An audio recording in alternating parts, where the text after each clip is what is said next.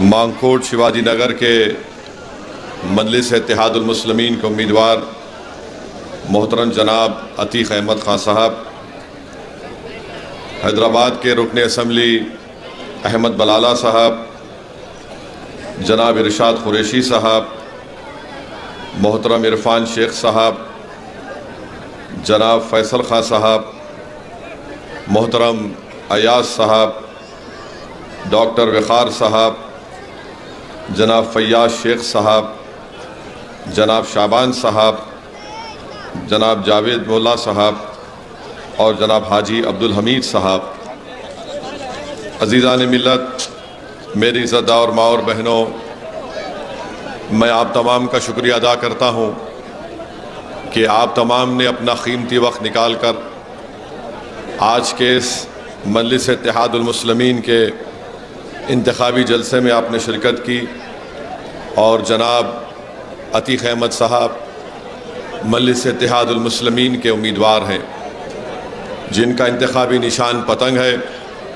मेरी आप तमाम से अपील है कि 20 नवंबर के दिन आप अपना एक वोट मजलिस इत्तेहादुल मुस्लिमीन के हक़ में इस्तेमाल करके इस विधानसभा से आप अपने एक नए आमदार को MLA को मुंतखब करिए, ताकि इस विधानसभा में जो आपकी तकालीफ़ हैं, मसाइल हैं, जुल्म जो हो रहा है, जो यहाँ पर ड्रग्स एक बहुत बड़ा मसला बन चुका है हमारी नौजवान नस्लों के लिए, इन तमाम चीज़ों के ख़ात्मे के लिए और गोवंडी के एक रोशन मुस्तक़बिल के लिए मेरी आप तमाम बुज़ुर्गों से, माँ और बहनों से, गयूर नौजवानों से अपील है कि आप एक बदलाव लेकर आइए और पतंग के निशान पर बटन दबाकर आप अपने इस विधानसभा को में एक नई तारीख़ आपको रक़म करना है।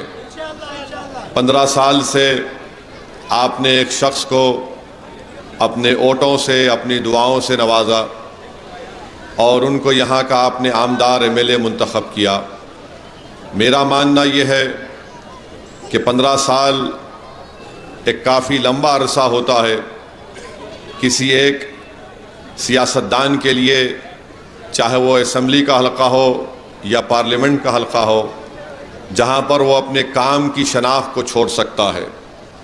मेरे अज़ीज़ दोस्तों और बुज़ुर्गों, ये मैं बात इसलिए कह रहा हूँ कि सरज़मीन हैदराबाद की आवाम को हम सलाम करते हैं कि अगर हमारे MLA मुंतखब होते हैं, जैसा कि अहमद बलाला साहब हैं, ये 2009 में पहली मरतबा हल्क़ असम्बली मलकपेट से MLA बने, फिर 2014 में मलकपेट की आवाम ने उनको मुंतखब किया, फिर 2019 में और फिर 2018 में और फिर 2023 में 4 मरतबा के आमदार अहमद बलाला साहब हैं।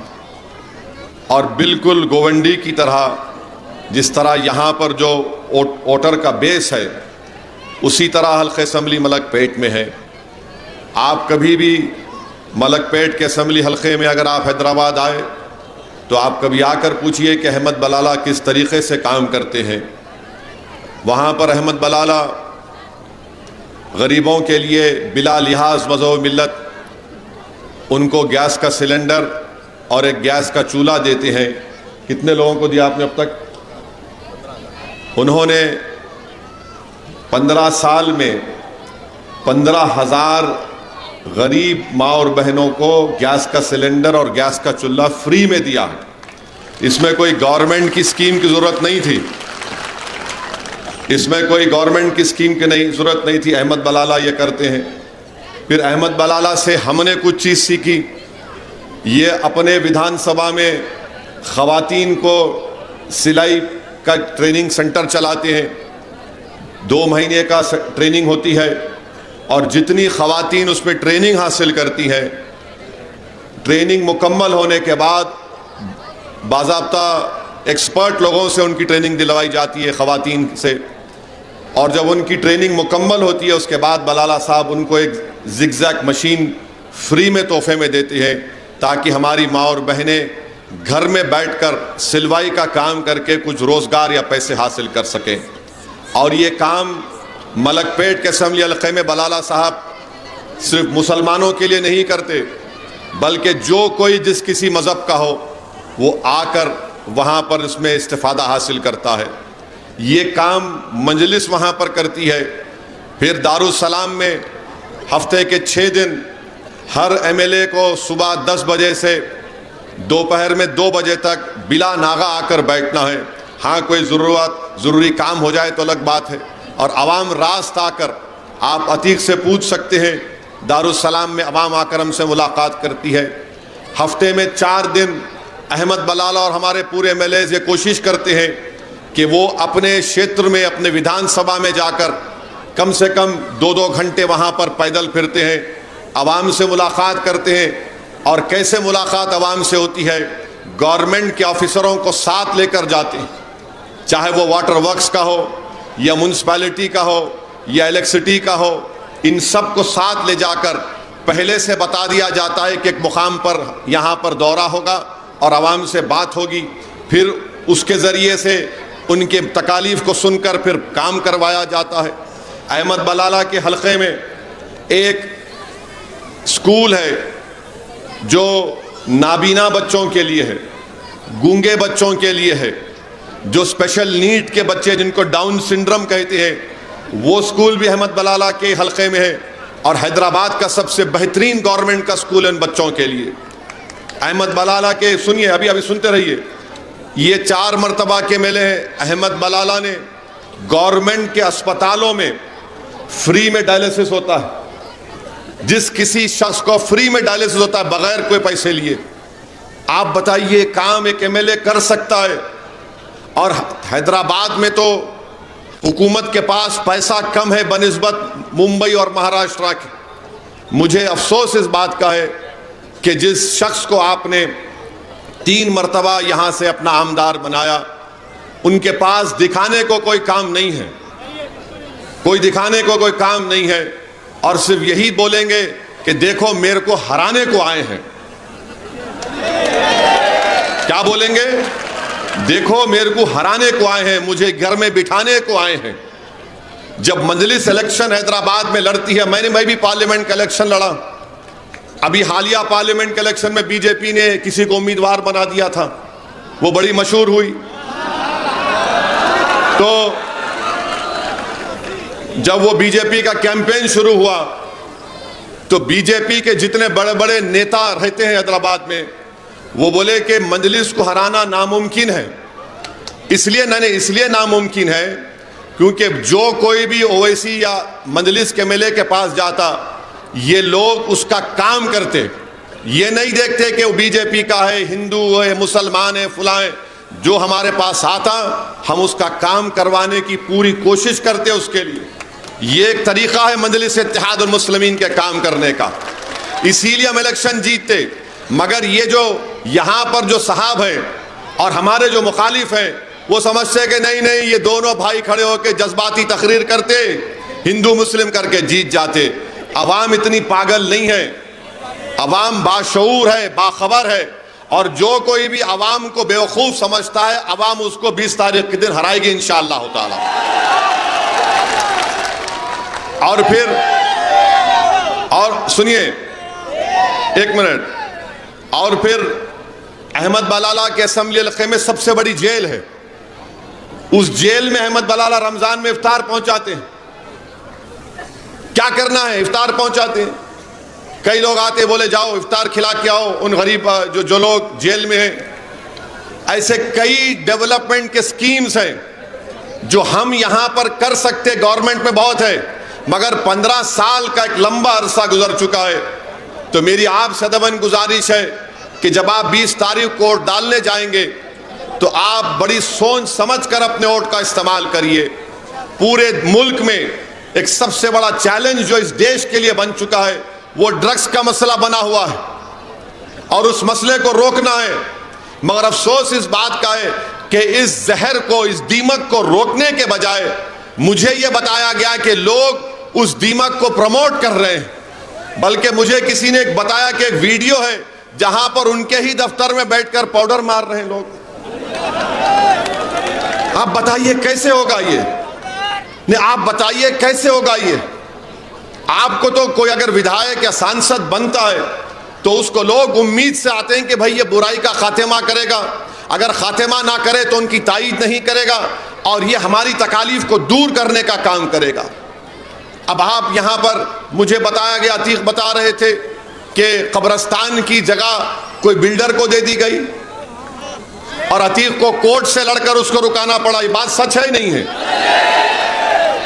अब आप लोग जिंदा हैं या आप खबर में सो रहे हैं? बताइए, आप जिंदा हैं ना? तो जो शख्स खबर में सो रहे उनको नहीं बख्श रहा, तुमको क्या बख्शेगा? बताओ फिर। आप समझिए हमारी बात को। जो खबर में सीना तान कर सो रहे हैं उनको डिस्टर्ब कर रहा है, उठो जाना है। और जो जिंदा चल रहे हैं अभी सबको जाना है, उनको भी जाना है, मुझे सबको जाना है खबर में। मगर आप खबर की जगह पे अपने दोस्त को दे दिए, डेवलपर को, अतीक को कोर्ट को जाना पड़ा। अरे जो खबर में है उनको नहीं छोड़ रहा तो जिंदों की तो खैर नहीं है, याद रखो आप ये। इसीलिए मैं मजाक में नहीं कह रहा हूं, बड़ी सीरियस तरीके से कह रहा हूं।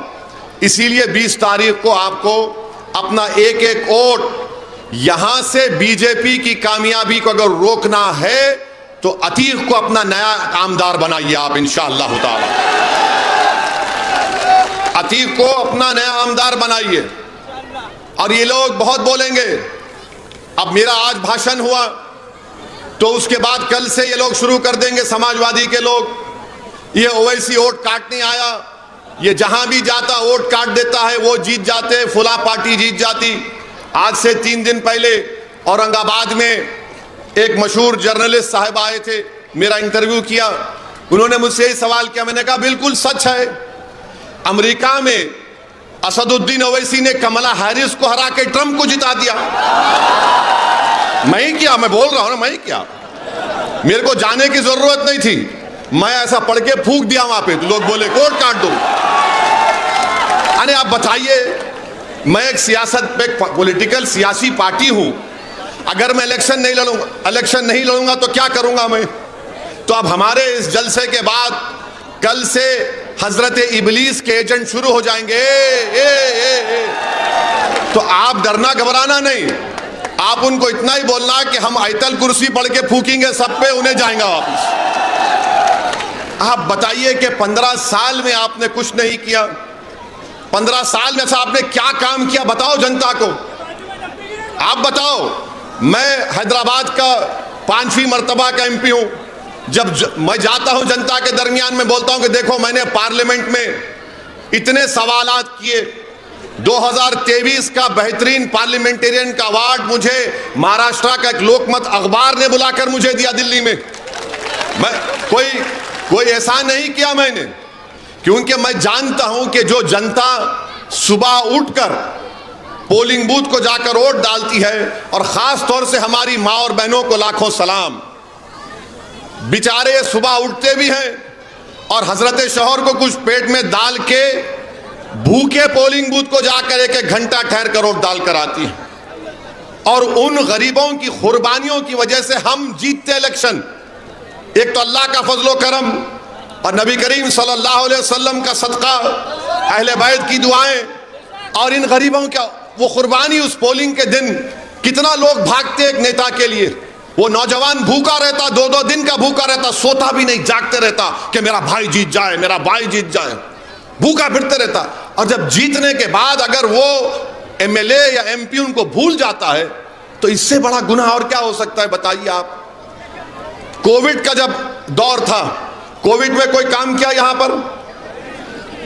अतीक, कुछ कोविड में काम हुआ था यहां पर? तो इधर आओ तुम, अभी खोलना पड़ेगा। कोविड में कुछ काम हुआ था? कुछ नहीं, खिचड़ी घोटाला किया था। क्या खिचड़ी घोटाला हुआ था? BMC ने खिचड़ी बनाने के लिए पैसा दी थी। हाँ। और पर पैकेट 35 रुपए 40 रुपए देती थी। हाँ। 12 रुपए की खिचड़ी ऐसे बनाते थे, लोग ले जाके कचरे में फेंक देते। अच्छा, खिचड़ी भी खा लिए। मजलिस ने क्या किया कोविड में बताता हूं मैं आपको। हमने 1000 सिलेंडर गरीबों में मुफ्त बांटते थे, 1000 सिलेंडर। और जो कोविड का पेशेंट होता था वो हिंदू मुसलमान कुछ नहीं, फोन करके बोलते थे, हमारे मजलिस के मेंबर अपनी गाड़ियों में सिलेंडर ले जाकर देते थे उसको। बलाला साहब भी मलकपेट में किए, दवाएं नहीं थी, अस्पतालों में बेड दिलाते थे। मेरे भाई, अगर कोई ईमानदारी से काम करे ना एमएलए एमपी बनकर, मुझे इस बात का यकीन है कि दुनिया में क्या होता नहीं मालूम, अगर कोई ईमानदारी से 20% भी काम करे तो यकीनन जब हम खबर में जाएंगे, अल्लाह खबर में भी और उस दिन जब सब जमा किए जाएंगे उसका अल्लाह अजर देता है। ये बहुत बड़ा इज्जत का मुकाम है, ये बहुत बड़ी दौलत है खिदमत करने के लिए। अगर कोई समझेगा कि मैं एमएलए बन गया, आमदार बन गया, सांसद बन गया तो मेरे सर से सिंह निकल जाएंगे, मैं बादशाह सलामत बन गया, भाई खादिम बनकर रहना पड़ेगा, बादशाह बनकर नहीं रह सकते आप सियासत में। जो खादिम होगा वही कौम की खिदमत कर सकता है। तो अगर आप समझेगा बादशाह हूं तो बादशाह तो खत्म हो गए ना, जमहूरियत में बादशाह नहीं हो सकता कोई भी। नरेंद्र मोदी अपने आप को बादशाह समझे, अवाम ने उनको नीचे ला लिया, अब और नीचे जाएंगे इंशाअल्लाह ताला। तो मेरी आप तमाम से गुजारिश है कि 20 तारीख के दिन आप अपना एक वोट मजलिस इत्तेहादुल मुस्लिमीन के उम्मीदवार अतीक साहब के हक में इस्तेमाल करें, उनको कामयाब करें। अब दूसरी बात यह है कि आप क्यों वोट दें मजलिस को। एक तरफ तो ये उद्धव ठाकरे की क्या है, महाविकास है, अगाड़ी है, क्या है वो, अगाड़ी बोलते हैं, हाँ। दूसरी तरफ शिंदे फडणवीस का महायुति है उनकी। अब आप मेरे को बताइए, उद्धव ठाकरे जब ये एमएलए थे, यहां के मौजूदा एमएलए विधानसभा में मौजूद थे, उद्धव ठाकरे ने खड़े होकर यह बयान दिया एसएम महाराष्ट्र की विधानसभा में कि हमारे पार्टी के ही मेंबर्स ने 6 दिसंबर के दिन बाबरी मस्जिद को तोड़ा और हमको इसका फख्र है। तो अगर ये उस कॉम्बिनेशन में है तो उद्धव ठाकरे को लाओ ना तुम प्यारे, यहां पकड़ के लाओ ना उद्धव ठाकरे को, लाके ये बात बोलो गोवंडी में, क्योंकि तुम तो बोल रहे हमारी सरकार आ रही, हम इतना देंगे, 3000 देंगे। वो शिंदे बोल रहा कि मैं 1500 दिया। जो जो आपको पैसे दे रहे लो, आप छोड़ना नहीं, लो उसका लेके, क्योंकि ये इनके बाप की दौलत नहीं है, ये आपसे लूटी भी दौलत है, याद रखो मेरी बात को। ये कुदरत का निजाम है, तुम जुल्म करके निकालो, अल्लाह बोलता ठीक, अब तू जाना चुनाव में निकाल, अब ये कुदरत का निजाम है ये। तो अब जब उद्धव ठाकरे ने असेंबली में ये बात कही, हम पूछना चाह रहे समाजवादी पार्टी के अध्यक्ष अखिलेश यादव से कि क्या तुम उद्धव ठाकरे की इस बात से मुत्तफिक हो। मैं इनसे नहीं पूछ सकता, मेरा डायरेक्ट अखिलेश यादव को मैं देखता हूं अपने लेवल पे। अब बोलो आप, जो विधानसभा में खड़े होकर बोल रहा है कि हमारी पार्टी ने बाबरी मस्जिद को शहीद किया, शिंदे भी वही बात बोल रहे, फडणवीस भी वही बात बोल रहे, वही बात दोनों बोल रहे, तो फर्क क्या है बताओ मेरे को आप। अगर कोई यहां पर 55 साल के कोई शख्स होगा तो वो जानता होगा कि श्री कृष्णा कमीशन की रिपोर्ट में बाल ठाकरे के बारे में क्या लिखा गया था। हम वो सब भूल जाएं हम लोग, बाबरी मस्जिद को भूल जाएं, श्री कृष्णा कमीशन को भूल जाएं, लोग कैसे वहां पर मुंबई की सड़कों पर जो तमाशे हो रहे थे उसको भूल जाएं, क्या क्या भूल जाएं हम लोग। मेरे अजीज दोस्तों और बुजुर्गों, इसीलिए हम आपसे अपील कर रहे हैं कि 20 नवंबर के दिन मुत्तहदा तौर पर आप अपने एक वोट का इस्तेमाल करिए। क्या इनकी आइडियोलॉजी है, क्या इनकी सोच है, कुछ नहीं है। देखिए, इलेक्शन हम भी लड़ते हैं और कोई भी लड़ेगा, मगर इलेक्शन लड़ने के लिए अगर कोई बोलेगा कि मैं शख्सियत हूं, मैं एक शख्सियत हूं, मेरे को वोट दो, तो कभी भी उसको वोट नहीं देना। आप साथ देना जमात का, आप साथ देना उस पार्टी का जो बरसों से एक ही चीज बराबर कह रही है, सत्ता आए या ना आए। आप यहां पर क्या कर रहे हैं कि नहीं, मैं आपका हूं, मुझे मत हराओ, मुझे ही वोट दो, मैं ही कर सकता हूं। आपने कुछ नहीं किया। अभी कोई बता रहे थे कि कचरे की कुंडी में भी इनका कोई लोगों का हिस्सा है उसमें, नहीं मालूम मुझे, इतनी चीजें यहां पर आपके सामने हैं। तो मेरी आप तमाम से अपील है मेरे अजीज दोस्तों और बुजुर्गों, डरने और घबराने की जरूरत नहीं है। और एक और चीज, जो भी सियासतदान होता है, मैं भी तकरीर करता हूं और बहुत अच्छी तरीके से अल्लाह ने मुझे ये नेमत से नवाजा अपने नबी करीम सल्लल्लाहु अलैहि वसल्लम के सदक़े में। मगर मैं अपनी तकरीर में गाली नहीं देता हूं किसी को। बोलता हूं मोदी के बारे में, सब आरएसएस के बारे में, सब अखिलेश के बारे में। मगर अगर कोई नेता किसी को कुत्ता कहे तो क्या बात है, बताइए आप। ये जबान होगी, ये मियार होगा कि जो तुम्हारे साथ नहीं है उसको गाली दे दो। अभी मुझे बता रहे थे अतीक कि जब वो कुछ काम कर रहे थे, लाइब्रेरी की जमीन के लिए कर रहे थे, तो उनको भी आप नवाज दी अपनी जबान से। अरे भाई, तुम इतने गुरूर में क्यों हो? ऐसे 56 असदुद्दीन ओवैसी आके इस दुनिया से चले जाएंगे और आवाम की खिदमत करेंगे। मगर ये हमारे लिए एक एजाज है कि आवाम हमको कामयाब करती है। अगर कोई समझ रहा है कि मैं हूं तो तुम्हारा फायदा नहीं मेरे भाई। इज्तिमाइयत को हमेशा सामने रखो, इनफरादियत को मत रखो। चौथी बात, समाजवादी पार्टी, उत्तर प्रदेश में अखिलेश यादव मुख्यमंत्री थे। मुजफ्फरनगर का फसाद हुआ 2013 में। मैं गया था मुजफ्फरनगर को। वहां पर जाकर मैंने मरहूम ज़फ़रयाब जिलानी साहब, अल्लाह उनकी मग़फ़रत करे, उनके एक साथी के साथ मुजफ्फरनगर के उन कैंपों में मैं गया था जहां पर लोग 6-6 महीने कैंपों में थे। कौन था मुख्यमंत्री? अखिलेश यादव था, जो मौजूदा विधायक के लीडर हैं। आपको मालूम, उन कैंपों में जाकर मैंने रिलीफ का काम किया था। और आपको अंदाजा नहीं है नौजवानों को, 2013 में जितने 25, 26, 28 साल के नौजवान हैं उनको बता रहा हूं, उस फसाद में 50,000 लोग बेघर हो गए थे। 50,000, 100 से ज्यादा मुस्लिम महिलाओं का रेप हुआ था, जिसमें से 15 मुस्लिम महिलाओं ने कोर्ट में जाकर बयान दिया था, जिसमें से शायद आज भी लड़ रही हैं वो केस। मैं उन महिलाओं से मिला जिनका रेप हुआ था। मैं पूछना चाह रहा हूं, जब मुख्यमंत्री तुम्हारा था समाजवादी का और तुम मुख्यमंत्री हो, 50,000 लोग मुजफ्फरनगर के कांड में बेघर हो गए। और आज मुजफ्फरनगर से कोई आकर ये बोलेगा कि इनको वोट दो, पहले तुम अपने गिरबान में झांक कर देखो कि मुजफ्फरनगर के फसादात में महिलाओं का रेप जब हो रहा था, खेतों में ले जाकर भगा भगा कर उनकी अस्मत लूटी जा रही थी, कहां थे मुजफ्फरनगर के कायदीन? जब कहां थे अखिलेश यादव? कोई नहीं था। मैं गया वहां पर उन कैंपों में जाकर, मेरे ख्याल से उस लड़के का नाम शहबाज था जो मुझे लेकर गया था। मैंने उनको कैंपों में जाकर खाने का इंतजाम करवाया, उनको जो भी हम इमदाद कर सकते थे उस वक्त किए।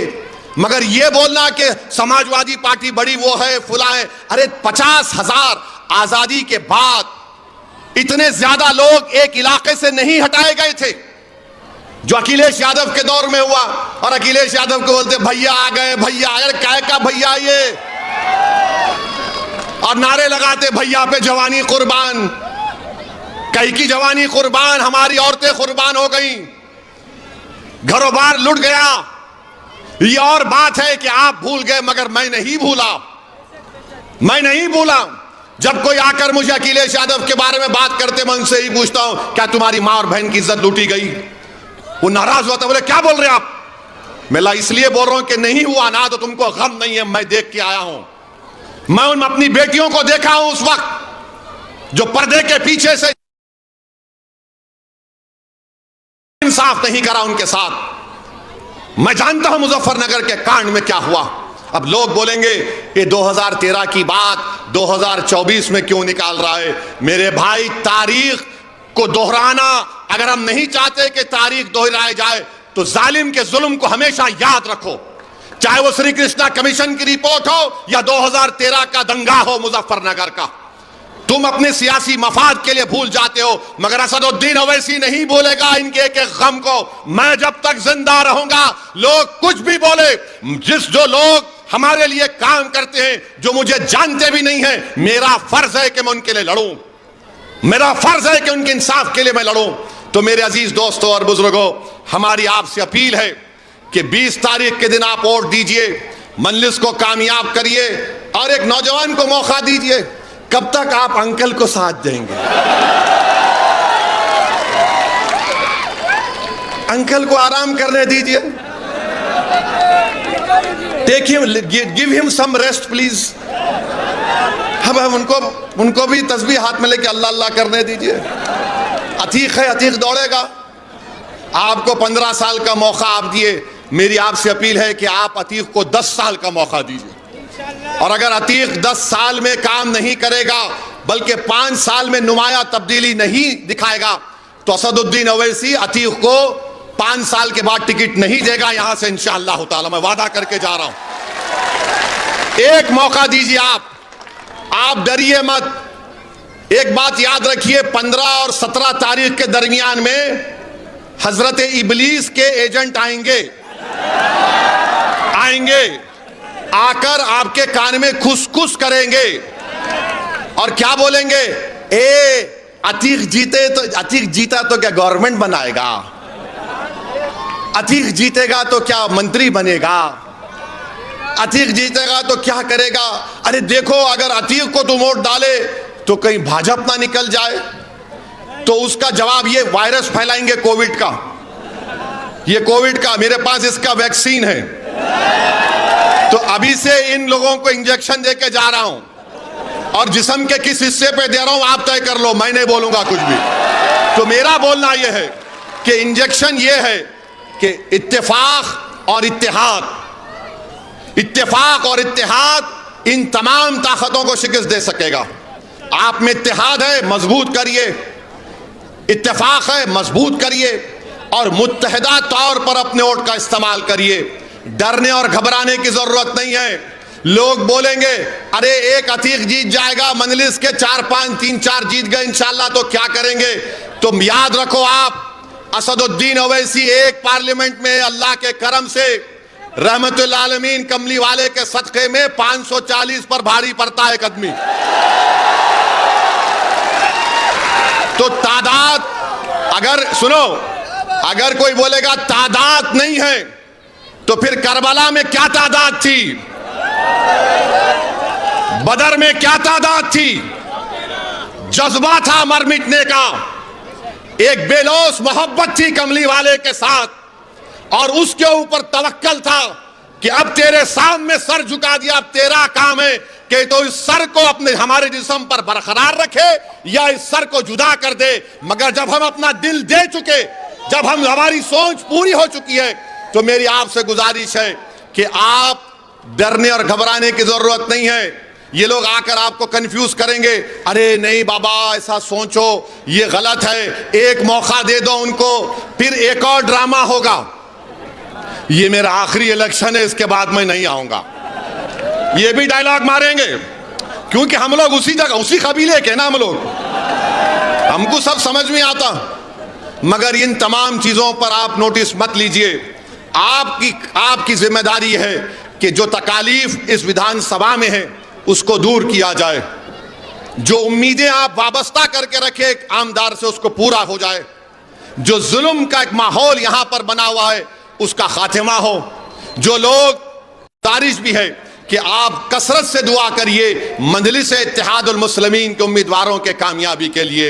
आप कसरत से दुआ करिए कि एक नौजवान खड़ा हुआ है, एक नौजवान बहादुरी और बेबाकी के साथ एक 15 साल के एमएलए के खिलाफ खड़ा हुआ है। एक नौजवान शिंदे और फडणवीस की हुकूमत के खिलाफ खड़ा हुआ है। इस यहाँ की जनता के इंसाफ के लिए मुझे पूरा यकीन है कि हमारी माँ और बहनें अपने दुआओं से उस नौजवान को नवाजेंगी। मुझे पूरा यकीन है कि यहाँ के बुजुर्ग इस नौजवान की सरपरस्ती करेंगे।